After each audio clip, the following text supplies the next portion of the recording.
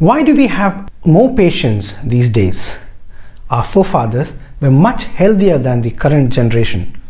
Look at the millennials now. They have issues like blood pressure, diabetes, heart problems, liver diseases, stress, and obesity at a very young age. Compared to that, our forefathers used to be healthier and lived longer. If you are a millennial or an 80s or 90s kid now grown up, you would have most certainly heard these statements. What is the truth? Are we less healthy than our previous generations?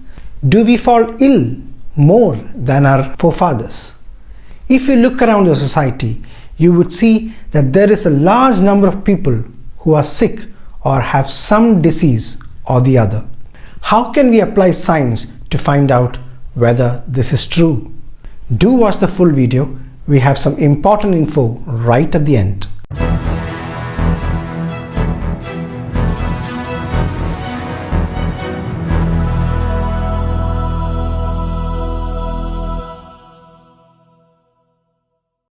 We need to understand a few factors for understanding this better.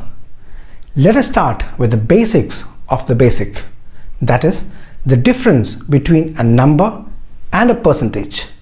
When we look at societies that we live in, we see a lot of people, a heck of a lot of people. And when we consider the people who have health issues, the number appears very high. Let us try and understand this with an example. Consider two societies. Let us assume that you are living in a place with 10,000 people. Now, let us assume that 100 of them suffer from some sort of illness, have some health issues like blood pressure, diabetes, etc. This means that the percentage of people who are unhealthy in that society is 1%, or 1 out of every 100 persons is a patient. Now let us take another society where there are 1,000 people. Assume that 50 among them are ill. Remember the numbers again. We had 100 sick people in the first example, and the second example it is 50. The total population in the first case was 10,000, while in the second example it was 1,000. So if we take a percentage in the second society, the percentage is 5%, or 5 out of every 100 people are unhealthy or sick due to some disease or the other. So if we do a comparison of these two societies and see which society is more illness bound, you would say it is the second society. There are 5 times more sick people in the second society. But if we consider the numbers alone, the first society had 100 patients while the second society had only 50. So now think, which society is more healthy or unhealthy? When we need to consider the health of a society, we need to consider the percentage and not the absolute numbers. Most people don't look at the percentages when they talk about things in society. We describe them in numbers. That is one of the most basic mistakes that we all make. When do we consider percentages instead of numbers? When we try to study things in society with an academic interest. We cannot get all details about the number of sick or healthy people by sitting inside our homes. We need to study it or rely on studies conducted on it by reputed agencies. Now let us consider the number of people around us. The people living around us will be proportional to the population of the society. Now let us consider the number of people around us. The people living around us will be proportional to the population of the society. As the population of a country increases, the number of people around us also increases. Let us take an example of India. When India became independent and became the free India as we call it, what was the population of our country? You can Google it. It was around 40 crores or 0.4 billion or 400 million. And what is the population of India today? Go Google again. It is around 138 crores or 1.38 billion. So from the time we gained independence to the present day, in those 73 years, we have strived hard to increase our population more than 3 times. So what should we infer from this? This means that if in 1947, if a citizen had 50 people around him, today the same person would have 150 people around him. This is how population demographics work. As population increases, the number of people around one person increases too. Unless, of course, he is meditating in a cave in the Himalayas. So, let us assume that 10% of the people around one person is ill or unhealthy. Here, we are not going to change the percentage from 1947 to today. This is just an approximation that we are going to make you understand it better. We are not implying that this 10% is accurate as per studies. It is just taken to help you comprehend the numbers better and easier. So when we won our independence, if a person had 50 people around him and if 10% of them were ill, how many would he see around? 5, correct? Today it is more than 150, so the number would go beyond 15. With me so far? This means that even if the percentage of people who are sick do not change, because of an increase in population, the number of patients in a society increases with change in population. The percentage was kept at 10%, but since the population increased 3-folds, the number also increased 3-folds. So when we say that the population has increased 3-folds, what do we need to understand from that? How does the population in a country increase? Simply put, population increases when the death rates are lower than the birth rates. Alternatively, when the number of people who are born is greater than the number of people who die. So, when the number of newborns in a society increases more than the number of people who have been removed from the society through death, you can say that the population increases. So when we say that in India the population increased 3-folds, it means that the people who were born in these 73 years were much more than the number of people who died. Now, let us take a look at the age-wise structure of India using the population numbers. That is, let us look at the number of people in different age brackets or age groups. The latest sample survey reports published as per demographic studies says that more than 50% of the people currently in India are below the age of 25 years. Alternatively, out of the 138 crore people who are currently in India, half of those were born within the last 25 years. Now, let us look at the older population. Let us take, for example, percentage of people above 70 years. You would see it as around 3.2%. If you look at the percentage of people above 85 plus, it is only about 0.3%. That is, if we take 1,000 people, only 3 people would have crossed the age of 85. So where did all the old generation go? We will go back to the statement that we hear often. People in olden times were healthier and lived more. Did they? If they did, we would have a higher number in the 70 plus and 85 plus brackets.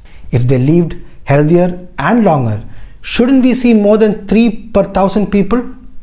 We don't see that. So what happened to them? Let us look at another question pertaining to this. We most often see the people in the older generation very healthy and nimble on their feet. If we look at our grandmothers and grandfathers, they were still going about their own business, while on the other side we hear about a lot of the younger generation who have fallen ill at a very early stage. When we compare these two, we usually end up with a false dichotomy or false assumption. That is, people of olden times were much healthier than us. We presented the age-wise structure to prove why the assumption is wrong. The answer to the question as to why people of older generation happens to stay healthier is that because they were healthier, they could live up to that age in their lives. The people who were born along with them, their siblings, their childhood friends, their neighbors of the same age group, all would have passed away. Ask any of your grandparents or parents if they are in that bracket, and they would have a high number of such deaths to tell you. They might not have had the same health vitals compared to those living right now. Also, our socio-economic conditions have vastly improved in the last few years. Our healthcare infrastructure, availability of food, identification of diseases and medical facilities, medical technological advancements, decrease in infant mortality, all have been big factors in the current society. Earlier, pregnancy was a risky affair as there was a big chance that either the newborn or the mother would not survive the pregnancy. Again, the reason for that is due to how we have evolved. But that's a topic for later. Even though people of yesteryears gave birth many more times, the number of times the child did not survive was much more than what it is today. If you take a look at the statistics around child mortality rates of yesteryears and that of today, you can easily know the difference. The infant mortality rate for India in 2020 was 29 deaths per thousand live births. In 1950s, it was around 190 per thousand births. In the 1980s, when most of you would have been born, it was 114 per thousand. Towards the turn of the century, in 2000, it was 66 deaths per thousand births. In 20 years, it has come down to half of what it was then. Coming back to the older generation, the reason why they survived so far was because they had the health to survive that far. Those people whom you see today are the healthier ones out of a generation where close to 200 children died among the 1,000 at childbirth or very soon after that, and many who died before they could reach a ripe old age. You would have such people in every generation. You would have some in your parents' generation, and many of you who are in the younger generation who may live to raise your bat for a century. So why do more young people get diseases early in their lives? That is a more tactical question. We hear about a lot of illnesses in people below the age of 40 to 50. We have heart patients, diabetic patients, hypertension, etc. Why does this happen? We need to approach this in a very different way. How do we know that a youngster is a diabetic patient? Or how does he find out? That is because he has the test available to find out if he is diabetic or not. There are many methods that is available in modern medicine. Because of that, we can find out any disease very quickly these days. Be it an issue with your heart, kidney, liver, or hypertension, you name it, modern medicine has it covered. If we go back, let us say 50 years back, people would have struggled to identify a heart attack, for instance. Those days, we have written off many diseases because we didn't know what had happened. You may be walking and you suddenly fall down dead, or death happens while you are asleep. People who didn't have access to the modern methods would have attributed it to evil spirits because the exact cause was not known. Ask any of your grandfathers or grandmothers. They would have many stories to tell you where people have died without a specific cause. That was because there were no diagnostic method to pinpoint the exact cause of death. Today, that is not the case. Today, we have diagnostic methods to identify any disease at the onset of it, even if there are no symptoms.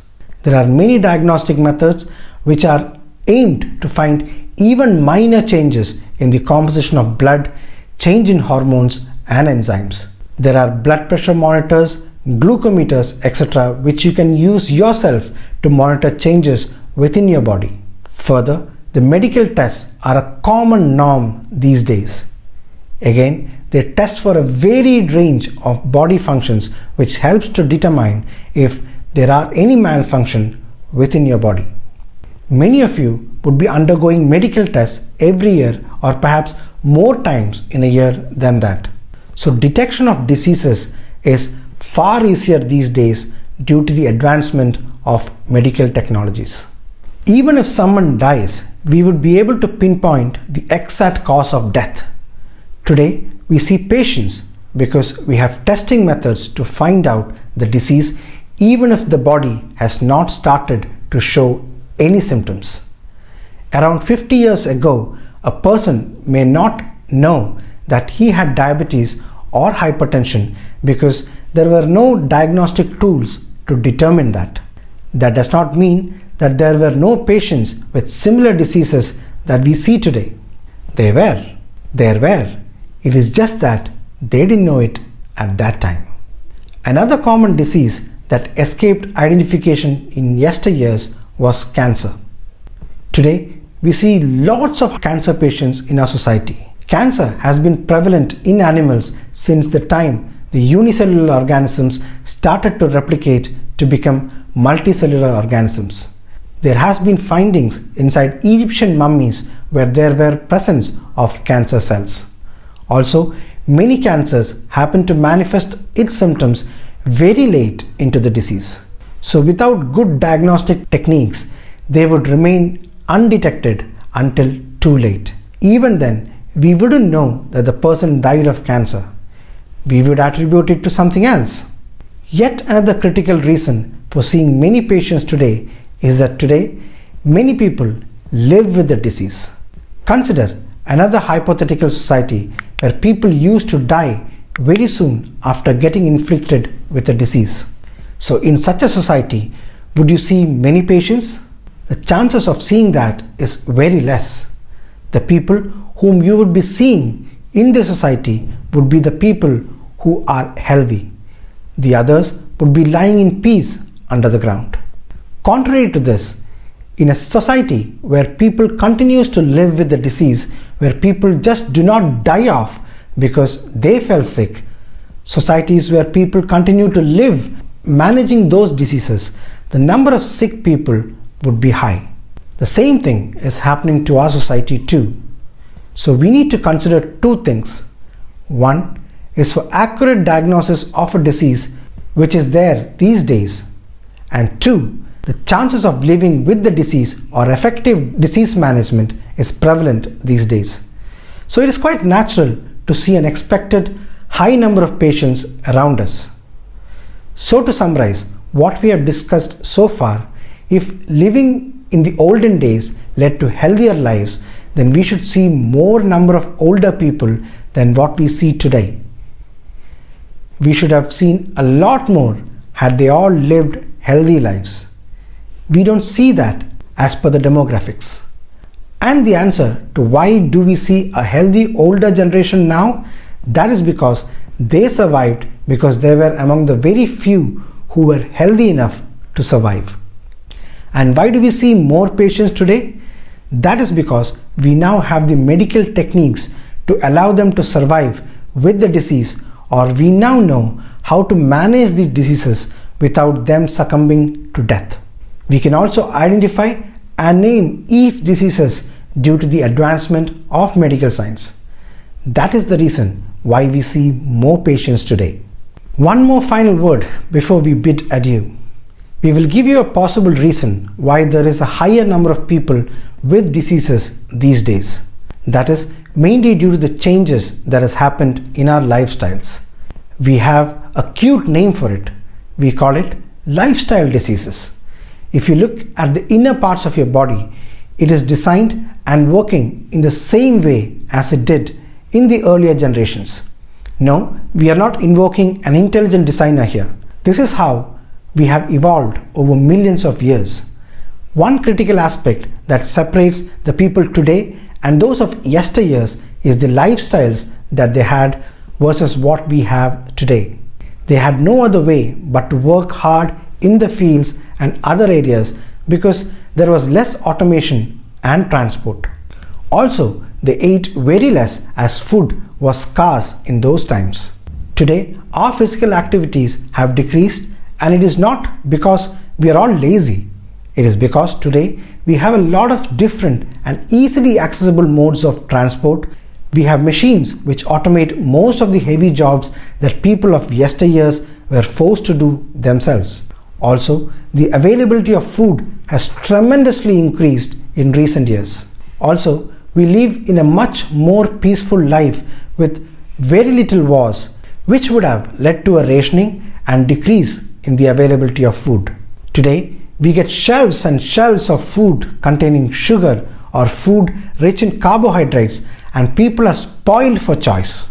Today, we can sit and eat any number of times a day, and our physical activities have also decreased. And this is what has brought the lifestyle diseases into our lives. When you get more energy than what is required by your bodies, the body tends to store it within it for later use. This is stored in the form of fat, and this is what causes most complications that we see in the case of lifestyle diseases like arteriosclerosis, heart diseases, strokes, obesity, type 2 diabetes, hypertension, and diseases related to alcohol, smoking, and drug abuse. Our bodies have evolved as hunters and gatherers for the majority of the time humans have existed on Earth, and suddenly we have a set of people who don't need to engage in physical activities like our forefathers. Most of it which has happened within the last 20 to 30 years. You're suddenly going against the naturalistic tendency acquired through evolution. This unfavorable change is what we are seeing as lifestyle diseases today. But the same science which has provided us with all these luxuries is also providing the solutions for these. Medical science is very clear in stating the things that you need to do to keep yourself healthy. And if we do not do it, you cannot blame it on science. So what is the moral of the story? Just because we were born about 100 years later, you only had advantages and benefits. You don't have any more dangers of becoming ill compared to your forefathers, and in context, you are living in a safer and more secure society. We hope you liked this video. We will be back soon with yet another interesting topic. Till then, it's bye-bye from Pale Blue Thoughts, and may the force of science be with you.